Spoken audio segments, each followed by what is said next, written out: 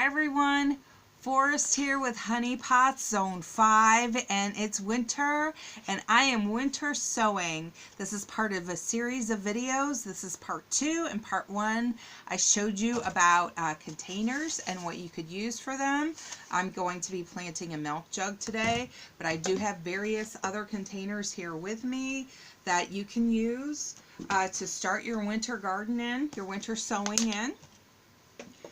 Just make sure that they are opaque. I probably wouldn't go any darker than this. As long as you can see your hand through it, you're okay. The light's gonna get in there.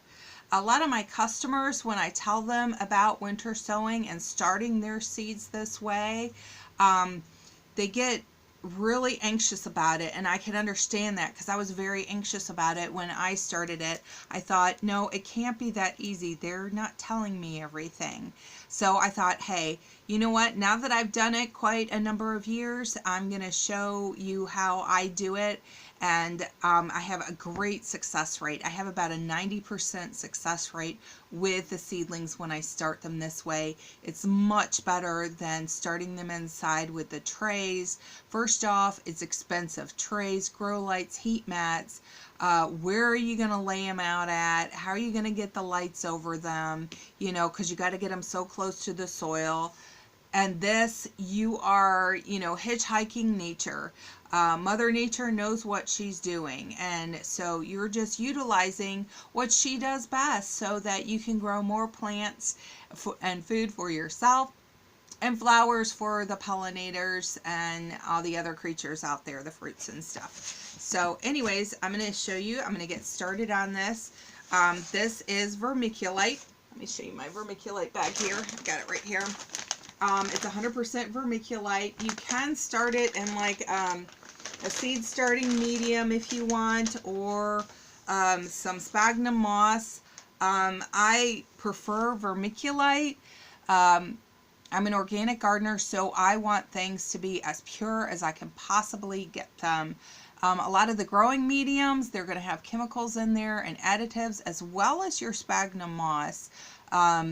They want to add in like fertilizers, and fertilizers aren't going to work with seed starting, because that seed is created with everything it needs right in that seed. There's all the nutrients that it needs to get started, and it won't need any other type of nutrient until that seedling develops its first true leaves. The first leaves that come up are the seedling leaves, and then the second ones are going to be its true leaves. So until it has its first two true leaves, you don't need to do anything to it because it's already taken care of, and all that expensive fertilizer and additives and stuff have already washed through the soil and it didn't use them. So I've got my container. I'm going to put the vermiculite in it. I cannot speak today. About 3 to 4 inches deep. You want enough space for those roots to grow in there. Don't get it too shallow. This is probably one of the only hard and fast rules, is to make sure you don't get it, you get it deep enough. I've seen people use solo cups and then put them in the big plastic containers and put holes in the containers. As long as it is a container that light can get in, you're good. I prefer to recycle and use these. People bring them to me, and in return I give them seedlings for their garden in the spring. So it all works out, and you'll probably see this dust flying everywhere. It's from the vermiculite. When I dumped it, it looked like it was snowing in here, so I tried to wait a little bit before I started videotaping. Okay, so that's in there. And what you're going to do, no special instructions, just follow the exact instructions on the back that at the depth that they tell you to plant these seeds. I don't space them out. I just kind of dust them in there. And on these, this is a cabbage, a Brunswick cabbage. This was a free packet from Baker Creek. When you order from them, they'll send you like some free goodie seeds so you can try out different types of vegetables or flowers. So it says 1/4 of an inch, and that's exactly what I'm going to do. If they say it needs light to germinate, then don't put anything on top of it. Just follow that package direction. So I'm going to sprinkle these little guys on here. It's probably a little bit more than I need. Okay. And then I'm going to put soil on top. All right, that's about 1/4 of an inch. Okay, and I'm going to pack it down so those seeds make contact with that moist, I'm sorry, I called it soil, vermiculite. And I moistened this. I added water to this vermiculite so it's nice and moist. I will not need to water it again. I will check it early spring to see how it's doing. A few times I may have had to mist it, but that was it. The moisture's in there and it pretty much takes care of itself. I'm going to set this soil, well, this vermiculite, to the side. And then what I'm going to do, I've got the top of my milk container here. Kind of like to line up where I cut it off at, where it originally was on the container at, because it'll fit better that way. In this part, it's kind of wonky because you're trying to do all this. There is no rule as to when you need to start these seedlings. I've started things now in January through March, just when I have time to start seedlings this way.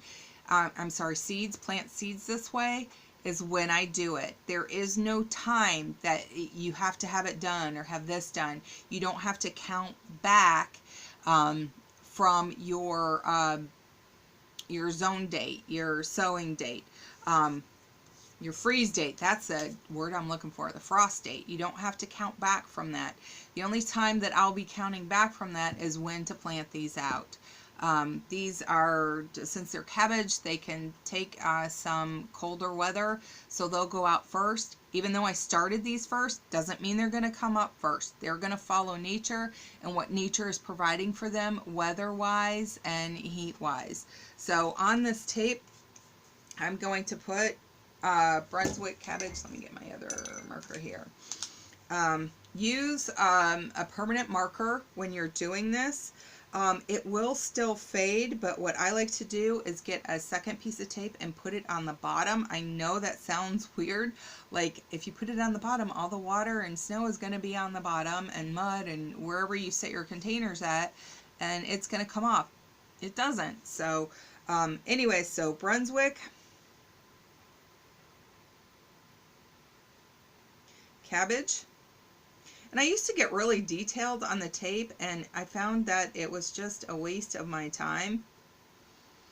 And I just put the name and the date. That's it. Now this, it's like you almost need a second person to help you out here. But I have managed on my own doing this. And then you're going to go along that seam right there.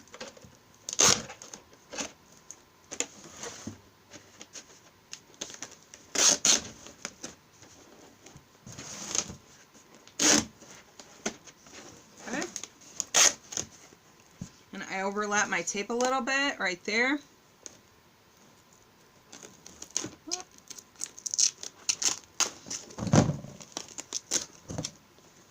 Okay, and this is just a duct tape. That's all this is.